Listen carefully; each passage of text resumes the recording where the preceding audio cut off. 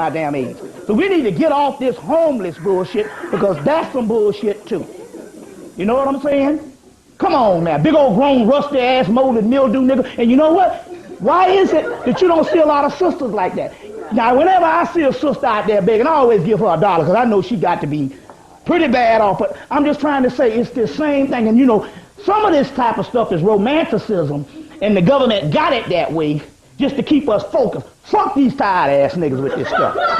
You know what I'm saying? A big old grown rusty ass nigga can't feed themselves. I ain't buying the damn dumb shit. You 40 damn years old, and you mean to tell me out of 40 years you couldn't put together a system to feed yourself? Now, like they say, there might not be the job you want, but they sure enough goddamn jobs. Well, come off this dumb stuff. That's a part of it. You know, and so we get into that old tired shit, a bunch of ragged ass niggas up there with some damn soup cans, and we the only ones doing that shit. Come on, man. Mexicans coming over here with no shoes on.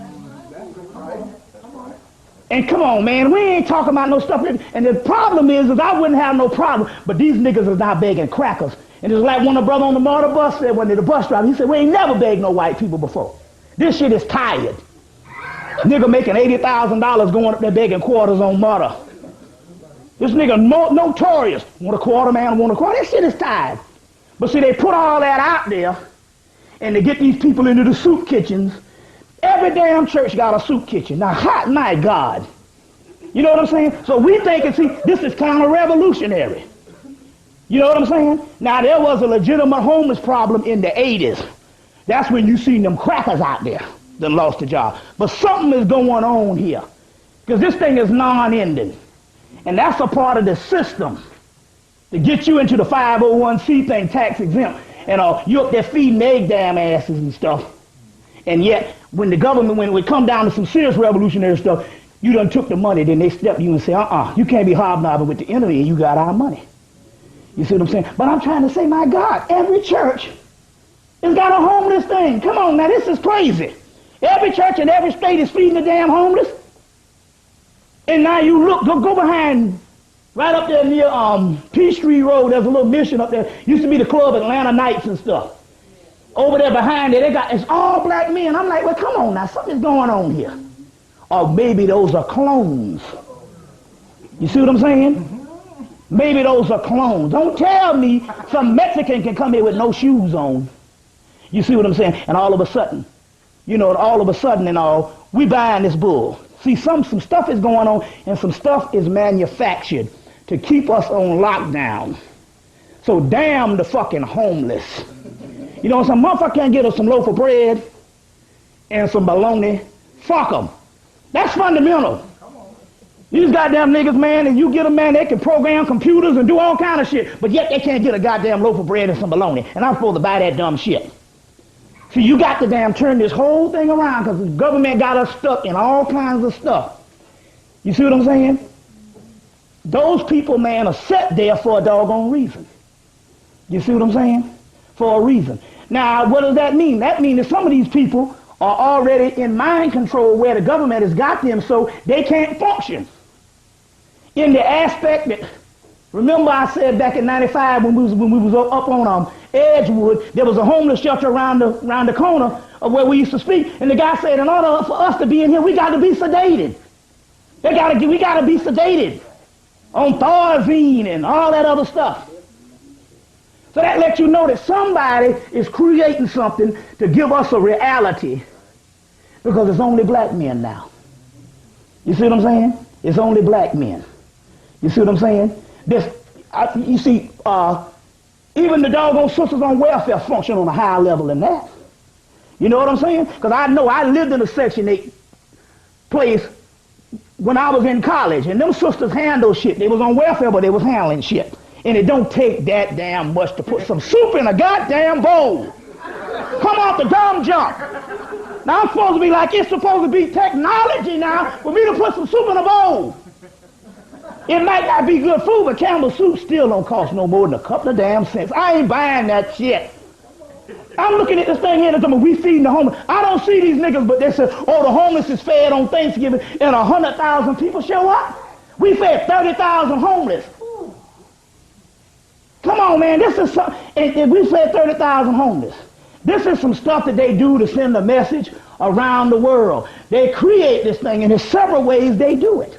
Number one, they ain't no fucking homeless. They let the crazy niggas out of doggone the crazy house every fucking Thursday. And these niggas be out on the street crazy as hell. But when the white boys go crazy, they come and get him. Now, I saw this stuff. Me and C. Freeman used to sit in front of the Equitable building every day, and we see these doggone Negroes. I said, damn. I said, look at all these crazy Negroes. I said, man, I think I counted 200 crazy people in the month of July 1998 alone. I said, man, this is something. And I saw one crazy white boy. He crazy and shit, you know, scratching his ass. He was only there 2 days. They come and get that cracker. But then I said, wait a minute, let me analyze this thing here. And on Friday, and I noticed, I said, let me go and let's see what happens on Friday. And on Friday, sure enough, I saw the little wrist, the little band on their arm. I said, somebody's letting these damn niggas out to fake this homeless thing and fill up your churches with these crazy ass fools. That's a system. And that is to create a system that they can tell the world, see, these people are savages. You see, and we buy into it. They let these fools out every day. Now, I know I talked to some of these brothers, and I know these niggas are crazy. So it's like they say, if you're a crazy man, that's not a homeless problem as if you can't get no job. That's a crazy person.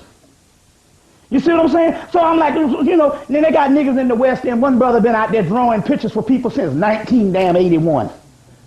No, 1991, 10 years.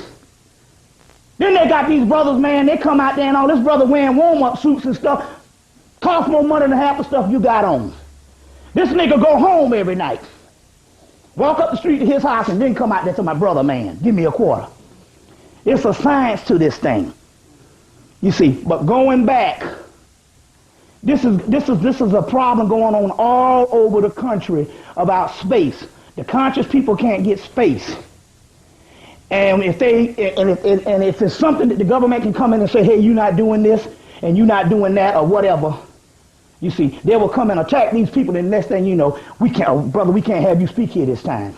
So these places are shutting down all over the country. And it's not as bad here in Atlanta. You see what I'm saying? Because the Afrocentric Temple was very suspect. Anytime you go in the Afrocentric Temple, and they got a picture of Beverly Harvard up there, shit, you bringing us the enemies.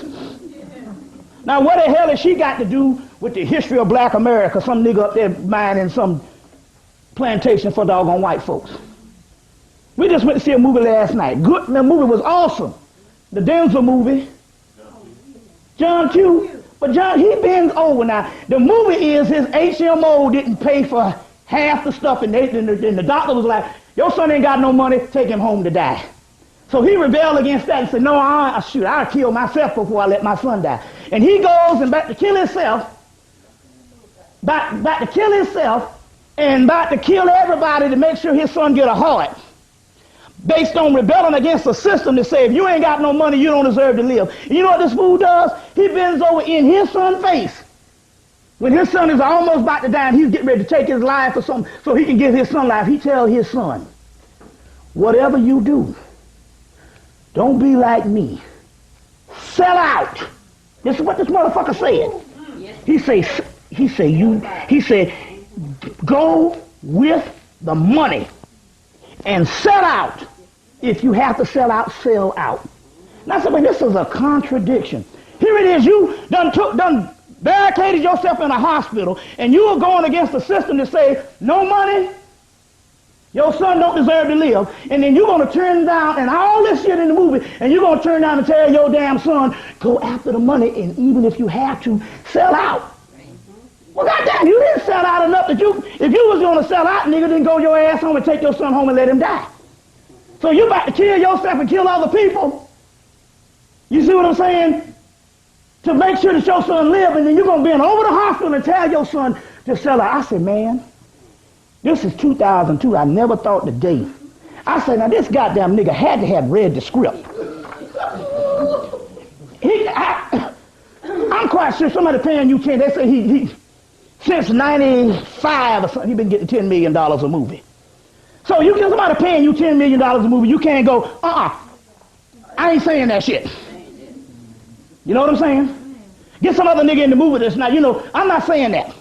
And I'm quite sure if Denzel say, I'm not saying this, they can say, well, scratch that on out. This nigga bent over to his baby boy, 8 years old or something, and tell that nigga, a black man for the future, go after the money and sell the fuck out if you have to. I don't give a damn how great the movie is. This is an all-time low. This is worse than Richard Pryor in the movie Toy. Now that was the worst movie ever put out by black people. Here's a motherfucker was with Which Way Is Up and all these movies here, and then all of a sudden, he go from a TV program, on the NBC, groundbreaking stuff, to letting a white boy drop grits and shit all over his head or whatever. And the white boy used him as a toy. But in this movie, Denzel turns around and tells his son, after going through the movie and got the whole Chicago police force out there about the killing, he comes in and says, sell out. Show his son to sell out. Why don't you get an Academy Award for that? He's going to get an Academy Award for the other movie, Training Day. But see, the conditions of getting the Academy Award is he got to come out in this movie and tell his son to sell out. Knowing right now, half the niggas right now is looking for any excuse to say, damn them Negroes, I'm getting paid. That's right. You know what I'm saying? You got T.D. Jakes and every other fool. And all these people talking about prosperity. And talking about prosperity, and you got this fool here. And all these people, they done co-opted God, supposedly, to say that we're going to get cold paid. And you mean to tell me that this fool going to bend over and say this? You see. But see, Denzel is the top man. You see what I'm saying? In Hollywood. You see, he surpassed a lot of white folks. You see. But this is what time it is. This is what doggone time it is, And he put it right up in there, and I'm looking right in this movie, and this man literally telling his son to sell out. You see, it's the end of the world. It's the end of the world. Come on up, brother. We can do this, yeah. This is Brother Steve out of Chattanooga, Tennessee. I'm kind of a little nervous. I want to do the flyers that the brother gave to me about the Hall of Maya.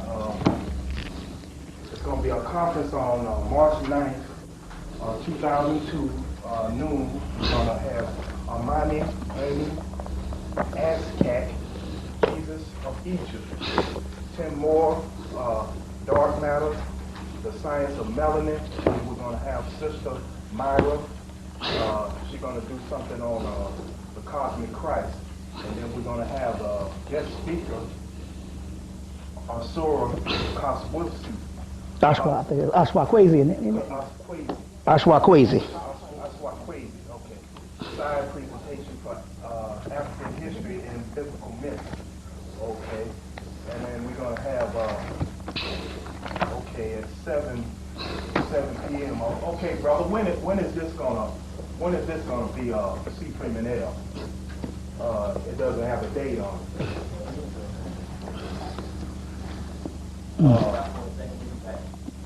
You get down for a second, do that.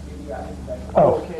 Every Sunday. That'll be every Sunday. Okay, it's gonna be it's astronomy and astrology by C. Freeman. On Sundays at 4 p.m. to 6 p.m. African Moorish Science. Okay. Well, my name is Steve Hunter, and I'm from Chattanooga, Tennessee, and I've been in the consciousness since '86, and I heard about Bobby Hemmitt, this sister named Ashanta came to Chattanooga. She had a metaphysical bookstore, and Chattanooga basically is a Christian city, and you don't have no consciousness whatsoever. I think I know about 5 people. And my sister introduced me to Bobby Hemmitt's tapes about 94. I think he came up there in 94 and 95. Yeah.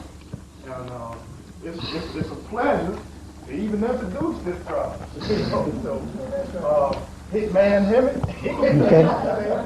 And, you know, it's very rare to have a brother just, you know, stand up and really speak the truth these days, you know, and it's truly a pleasure. It's truly a pleasure, and I've been under this brother. I've been calling him. Basically, I've been knowing him about 3 years, and I've been in the metaphysics since 1994, and you know, the brother is doing a beautiful job, and only thing I can say is, you know, I support the brother, and you know, continue the work he's doing, and so without any further ado, I introduce you from Atlanta, Georgia, Bobby Hitman Hemmitt. All right. Okay. We're gonna pour libations. A few things I want to say. I want to put this on the tape. If you looked at my first Dogon tape or the Set Typhon tape, I sound like a real humble brother, straight off the college campus or straight out the church or whatever, you know, with the sincerity of, you know, really trying to make a difference. And as I went further into this thing and became more spiritual, I became more vulgar in the aspect of profanity, if there's such a word. And I couldn't even figure it out. And although the Spirit came to me back in '97 and said, well, this is one way we do this, well, several things. One way we do this is because of the simple fact that if you got enough curse words up in there, the government can't go and use your words on the TV to assassinate your character. You know, it'd be too many curse words and it go against their whole format and stuff, you know. So that was one way. It was a protection device. The other thing was to actually teach people that in actuality, basically what we call curse words are not really curse words. It's just basically British slang or different things that we people said that was profanity. But then again, if you go to Britain and say bloody, that's just bad. You know, that's a bad curse word. You know. And then again, basically when we say the word curse, that's actually that's not actually what we do when you use this particular language. There's only one way that you can curse somebody, and that's to damn someone. And that is the least word, like I said in plenty of lectures, that we even get offended by. But on the other hand, so in one way, it is a form of initiation to say if you can get past that, you can find the gravy up under that. They say, well, why would you want to do that? Why don't you want to be straight up with the people? I said, well, I'm not doing it. It's the Spirit doing it. But the problem here is this stuff is not meant for the masses of people. And I'm constantly, every month, every week, my mother said, man, she said, boy, I was watching you the other day and you're pretty good and all. She said, but you'd reach a lot of people if you didn't curse. I'm saying, well, you know, it's not for Ebenezer AME Church, Mullin, South Carolina. You know what I'm saying? The whole world don't gravitate around Ebenezer AME Church in Mullin, South Carolina. Who gives a shit about some 70-year-old people with big hats on? I said the initiation here is going down to, if the initiation is going down from the separating the chunks from the monks. And the key here is also I realized recently that it was a form of the Dionysian energy welling up, of the Dionysian energy being initiated. And basically, which we'll go into in depth today, this particular Dionysian paradigm, because the simple fact, The simple fact that, hey, Pierre, that's straight, yeah.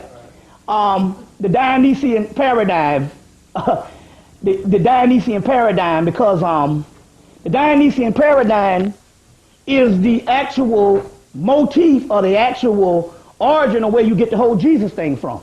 So here it is one way that the Dionysus, and this is one thing that the church don't want people to know, is that the Dionysian cult, because Jesus is not just some new phenomenon that just popped up in Rome or whatever the deal is. It was a concoction or a collaboration of different myths compiled by the Roman government to create, and we said this several times before, to create a new paradigm or a new religion, because the simple fact that the old Romulus and Remus and the old Roman religion at that particular time had become so deteriorated until at that particular time your religion, as we go, for the people who've never heard this before, your religion was almost like a political system. Just like you have Democrat or Republican, you see, if you didn't have a religious system or what you call a spiritual system or some type of mythology or philosophy that people to gather behind, you would have anarchy in the aspect that you could not convince the people that your pillaging or whatever political thing you was doing was not divine. And as we see the setup of this government, in God we trust, and you know, several things that they fuse in the whole Christian paradigm with this government to try to legitimize it. Well, this is an old thing that was going back since the beginning of time, at least around the time when religion started springing up and the actual mystery system started to deteriorate. So what you have here is this. You would have systems. If that particular system started to deteriorate, then you would have a problem, because you couldn't get the people to go behind your bull, especially the Roman government going around the world killing people. So after a while, they started killing so many people to the point where as your old mythology, the old system, had become so deteriorated until the people started questioning the government. So therefore, they had to go and upgrade their previous mythology or their previous philosophy system, you see, to come and to meet that today's emerging religions that started popping up. Religions are only inspirational political systems that occur when the original mythology or the original educational or mystery systems of those particular areas start to deteriorate. So as a result, the end result of a deterioration of a mystery system is a religion. You see, is a religion.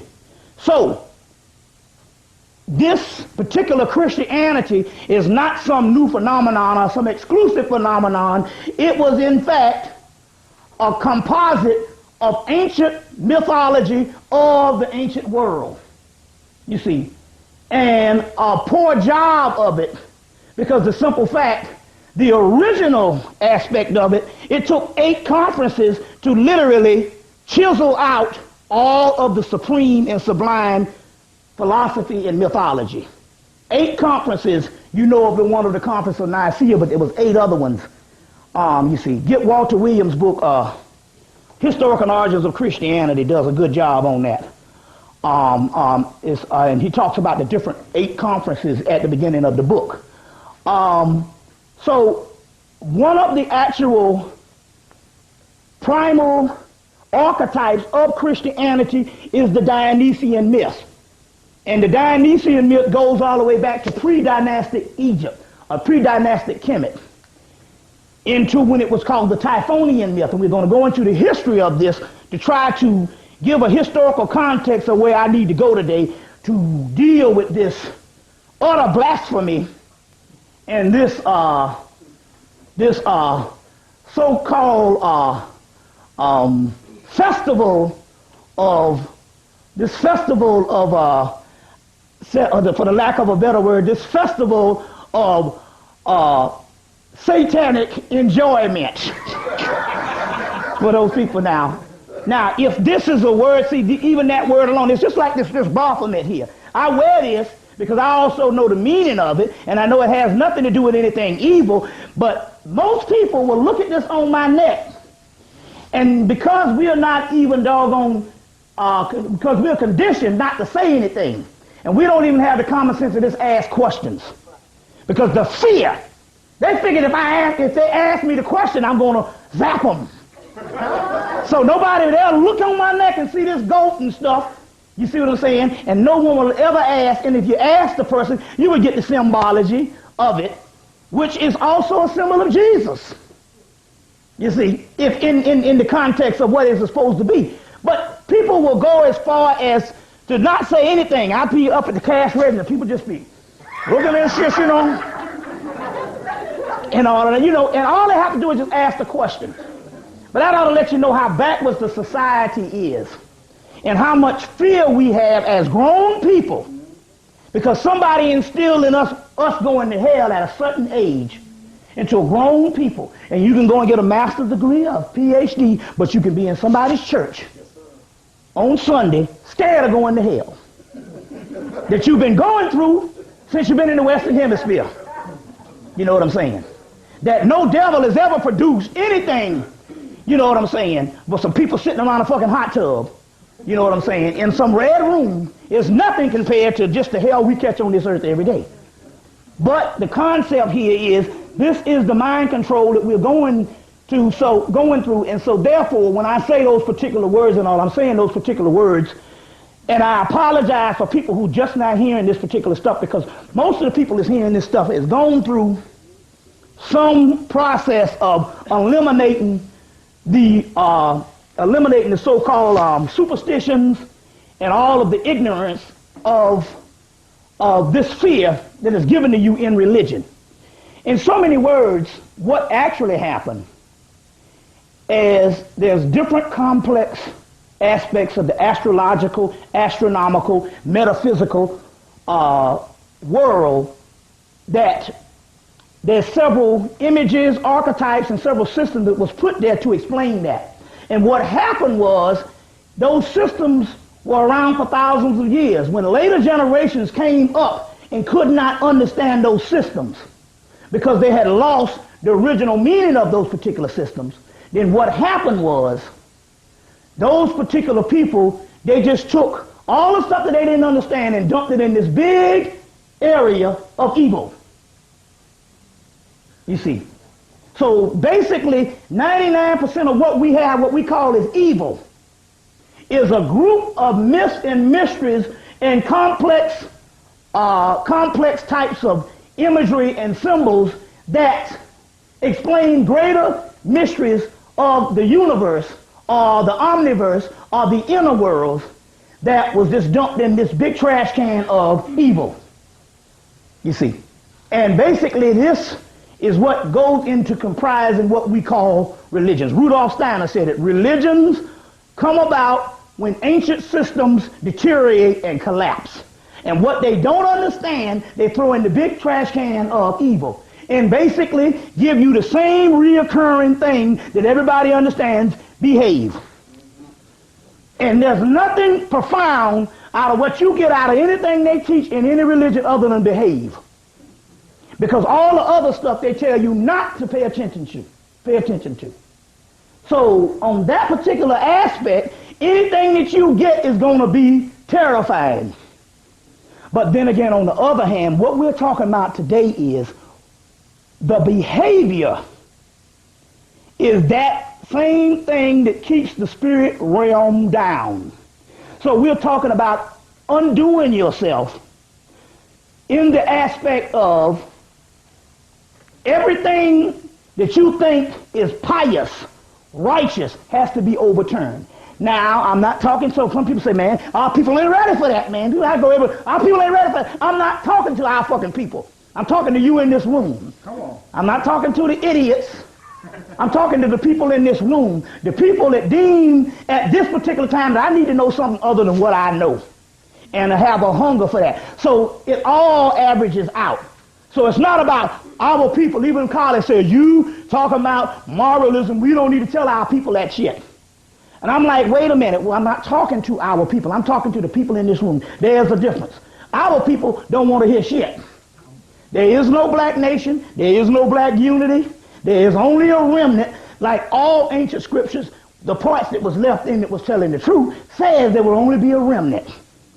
You see what I'm saying? The upper room, a remnant, an aftermath. And that's the only thing that we are concerned about. We're not talking about the masses. That's one thing we have to get this at this particular time. It has nothing to do with the masses. It has nothing to do with the revolution and the evolution of the race. That's gone. This has to do with the evolution of the entire universe. In this particular case, the redoing of the entire universe, or the overhauling of the entire universe. And that is left to the people that this particular information is given to at this particular time. You in this room. And a few other people in the United States. You see, and a few other people in the diaspora. You see what I'm saying? In the Caribbean or on the continent. But we're talking about wherever you go, we're still talking about a limited amount of people. It's like one sister from Ethiopia say, what you are talking about is alien to our people, because when these people get up every morning, they have to think of survival. How am I going to eat? And it's not with us like, how I'm going to get to the supermarket. Am I going to get a ride to the supermarket? No, it's how am I going to get some food in whatever kind of ration is out there for me. So you're talking about a people that for you to even talk on the concept of advanced metaphysics is so alien to them. Because their concept of survival is at such a level. The survival mode is so high until they don't have time to ponder the philosophical origins of that metaphysical construct. They are so busy. So the whole concept to them will be alien. You see, even if you go to the bush, or even if you would go to the person in the modern cities, the concept of survival is so alien. So we're only still talking about a select people. And we're not just talking about Africa. We're talking about here in America. And that's the reason why we can't reach the people, because we didn't understand that what the sister said in Africa holds true for right here in America. The concept of survival. Even if you're not even talking about the underclass, even if this thing permeates all the way to the upper echelon. Whereas a person with a master's degree can say, how is that going to put food on my table? So they never get out of the survival mode. Even if you got 10 Lexuses.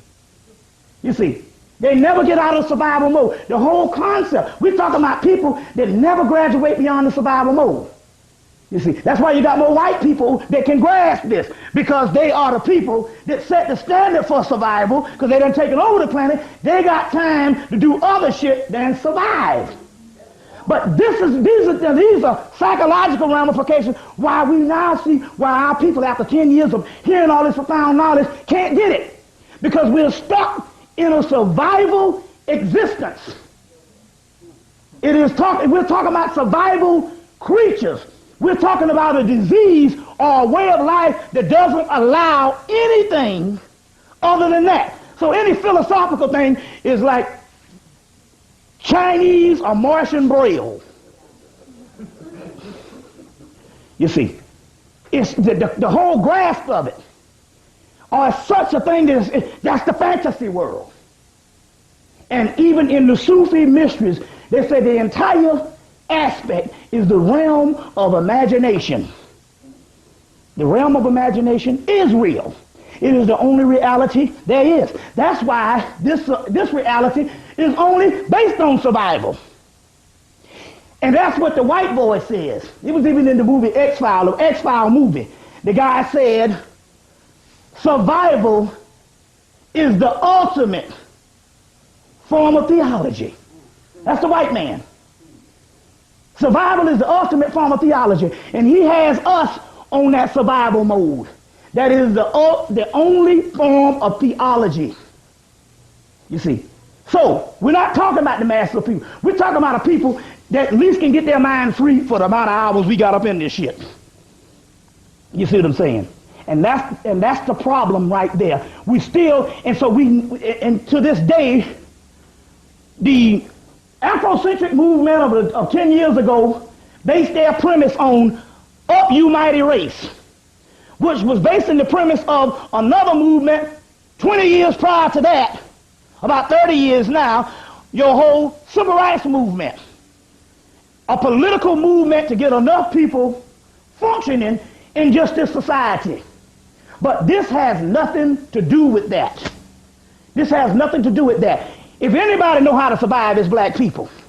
That's why I don't buy that homeless shit. Because we were the masters of survival. All of a sudden now, I don't know how to get some soup in a damn bowl. Fuck that shit. You're the master of survival. You don't survive slavery, but all of a sudden you got black men telling, I don't know what mathematical equation it's going to take to get soup in a bowl. And I'm supposed to buy this? You know, I'm supposed to buy this thing? You mean to tell me, and some of these, see, that's when you know, some of these brothers got college education. You see what I'm saying? And when you go and talk to them, it's not like every homeless person is some slave from 100 years ago. Y'all suppose, so I don't know. These are people, are brilliant people, but they don't know how to get soup in the bowl, and I'm supposed to buy that shit? When a man with no shoes on can come over here? And we know that the government has them to do all that, but I'm trying to say, come on now. Something wrong when you can't go home. Everybody ought to be able to go home. Now, you done fucked up that bad, you can't go home. You know, you can't go home and be humiliated. You're beyond being humiliated in your house, in your mama's house, in your room with a poster on the wall, and you 50. So you mean to tell me that I can't even be humiliated? I'm beyond being humiliated? And I'm supposed to believe this right here? You know? Even me myself, and I have to say that because me myself, I got for some osmosis reason, I got enough food that I can share my damn self now. You know? Because, you know, I had one eye on my stove from 2000, beginning of 2000 on into, about 2 weeks ago, and one sister brought me a stove with 4 eyes and shit.